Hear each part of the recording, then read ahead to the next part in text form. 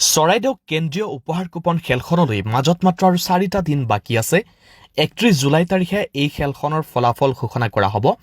অসমত পোনপ্ৰথমবাৰৰ বাবে শ্ৰীমন্ত শংকৰদেৱ সংঘৰ লাডৈ শংকৰজ্যোতি প্ৰাথমিক শাখাৰ নামঘৰৰ সাহায্যাৰ্থে এই বিশেষ উপহাৰ কুপন খেলটোৰ আয়োজন কৰা হৈছে, য'ত কুপনৰ ওপৰত 10খনকৈ পুৰস্কাৰ ৰখা হৈছে আৰু বহীৰ ওপৰত 10টাকৈ পুৰস্কাৰ আছে। কুপনৰ ওপৰত থকা পুৰস্কাৰসমূহ দুটাকৈ আল্ট্ৰাবাছ, first prize and second prize, Mahindra Thar 2খন, মাৰুতি ছুইফ্ট আছে, ৱেগনাৰ আছে, এল্টো কেটন 3খন আছে আৰু 10 নম্বৰ পুৰস্কাৰ বেটাৰী ই ৰিক্সা। আৰু লগতে যদি আপোনালোকে বহী ক্ৰয় কৰে, বহীৰ ওপৰত আছে আল্ট্ৰাবাছ এখন, মহিন্দ্ৰা থাৰ এখন, Maruti Alto ketone, TVS star sports bike আছে কেইবাখনো। সৰ্বমুঠ 10খনকৈ পুৰস্কাৰ ৰাখিছে। স্ক্ৰীণত আপোনালোকে দেখা পাইছে। খেলৰ স্থান হৈছে বিমলাপুৰ বাগিচা খেলপথাৰ। ইতিমধ্যে খেলখনৰ কুপন প্ৰায় শেষ হোৱাৰ পথত, যিহেতু খেলখনৰ ফলাফলৰ দিন চমু চাপিছে।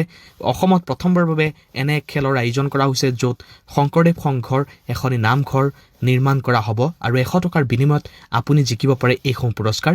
আপোনাৰ যদি কুপনৰ প্ৰয়োজন তেন্তে স্ক্ৰীণত থকা নম্বৰত এতিয়াই যোগাযোগ কৰক।